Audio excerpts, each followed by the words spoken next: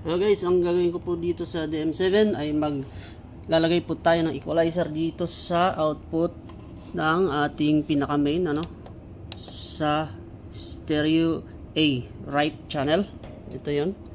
Maglalagay po ako ng equalizer diyan. Double check lang po naman natin kung ano yung nakapatch diyan sa ating output. Ito yung output port.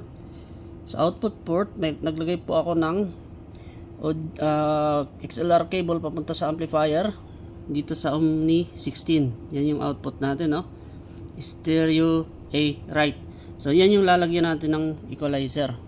Madali lang po. Close ko lang to. Tapos punta tayo dun sa rack.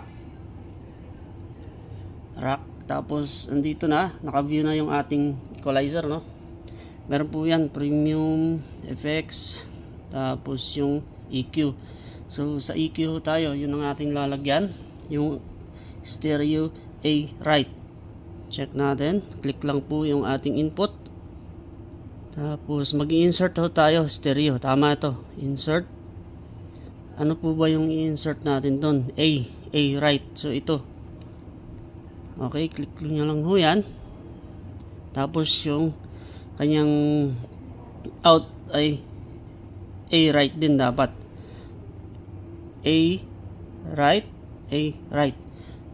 Ngayon, pagka na-assign nyo na po yan, punta po kayo doon sa pinaka view dito.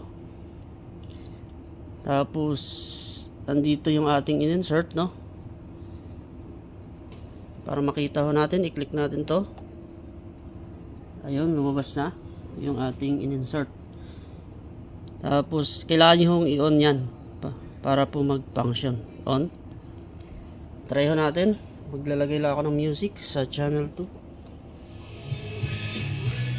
Ayan na, meron na siyang music. Pag in-adjust nyo po yan, click nyo lang to. Tapos ito na yung kanyang adjustment.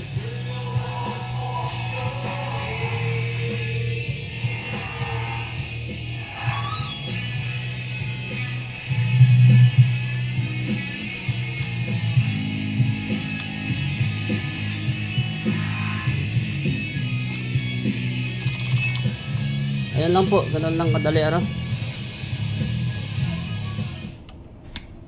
Thank you for watching and God bless po.